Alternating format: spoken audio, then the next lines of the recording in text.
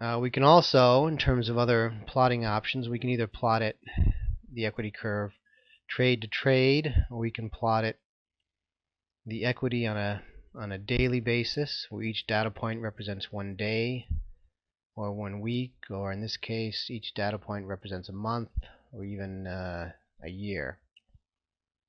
Let's go back to the plot by trade option.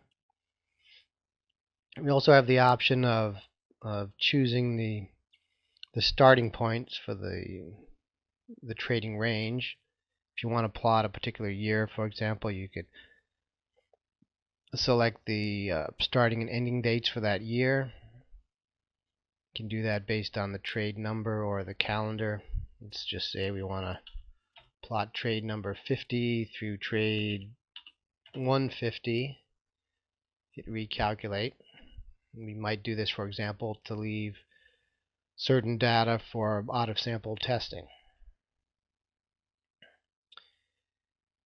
Another thing we can do is optimize the position sizing. We've selected fixed fractional. We could select any other position sizing method, but we might be curious as to what the optimal fixed fraction is that will maximize our net profit with a limit on our maximum peak-to-valley drawdown of 30%. If we do that, we find a fixed fraction of about 11%. We might think that's too high, so if you want a more conservative number, you could optimize using Monte Carlo analysis. And this can sometimes take a while because it's a much more computationally intensive process. Basically, it randomizes the order of your trades on each run through, and then repeats that hundreds or even thousands of times depending on your selections under setup. And I'm not going to wait for this, but basically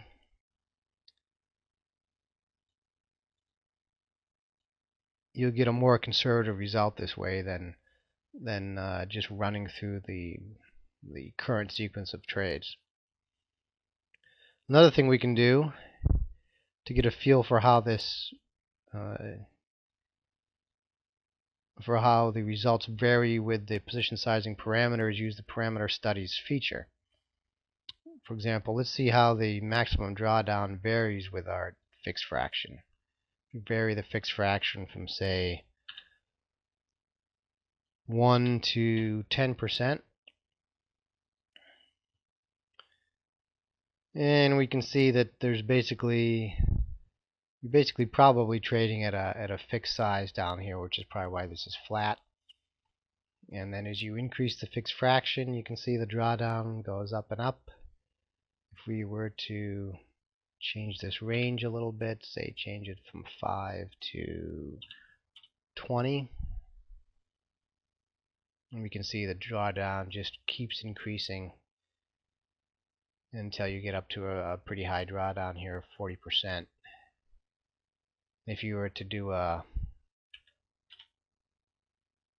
Monte Carlo analysis on each data point, probably want to decrease this range a bit.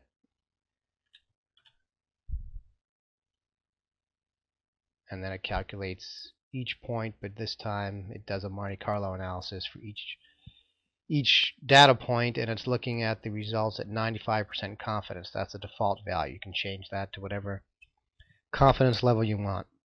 And that tells you, in this case, the maximum peak-to-valley drawdown versus the fixed fraction as calculated via the Monte Carlo analysis, where the trades are randomized, trade order is randomized each time.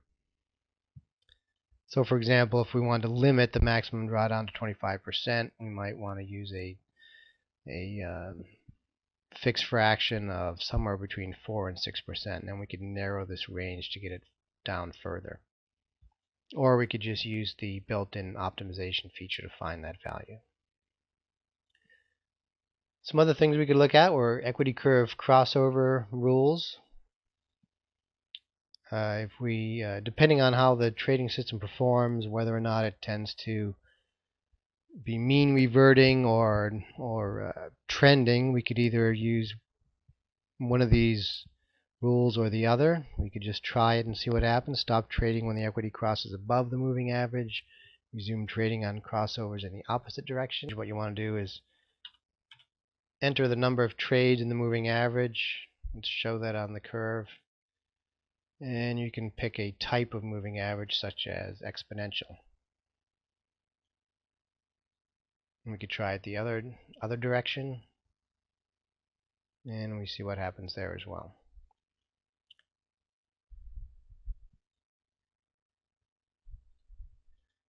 We could also try a dependency rule. And there's a variety of dependency rules we could try, and these depend, whether or not these work depend on whether there's any dependency that persists long enough to take advantage of the rule. Even when there's not dependency over the entire series of trades, you may find there's dependency long enough to make one of those rules worthwhile. So, the other things that we can do here include the Monte Carlo analysis by itself. That'll simply perform a Monte Carlo analysis with all the settings that you've made up to this point. And it will show you the confidence level, or the rate of return, maximum drawdown, and so on at different confidence levels, such as 95% is usually a good one to look at. And it shows you the detailed numbers at this selected confidence level, which again you can change via setup. We also haven't displayed the detailed performance report yet. Here are the settings we've made at this point, including the account settings, input data, and the position sizing settings and rules. And here are the summary results. It shows results for all trades together, long and short, detailed results for winning trades, losing trades, average trades overall. We have risk, R multiples, average margin, average leverage, risk of ruin. Here are some average period returns, both compounded and not. And here's some detailed reports on the drawdowns. It's also a return tables tab, which shows us annual returns. We can add or withdraw money at different according to different schedules. That would be shown in this column.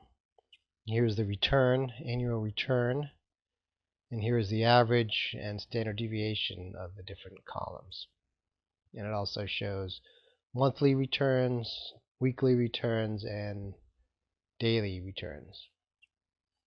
Then we have a dependency analysis report, and this is overall dependency. If we wanted to get dependency on a trailing basis, we can check this box and have it also calculate dependency, say, over the most recent 50 trades. Then if we look at the dependency tab with the performance reports, we see this table. It shows us for these different trade windows what the dependency is and whether or not there's a significant level of dependency over that window. We can see that dependency can change from positive to negative over different windows, and you get confidence levels that at times do become significant. It's also a significance test, and we can set the number of rules and restrictions and the confidence level on the setup screen under options. This will tell us what the average trade is with a confidence level and the probability that the average trade is greater than 0. So these are just some of the options and ways to use Market System Analyzer, and you can try it yourself on a 30-day trial basis. And there's additional information on the Getting Started screen. There are some example files you can use, and I hope this helps you get started.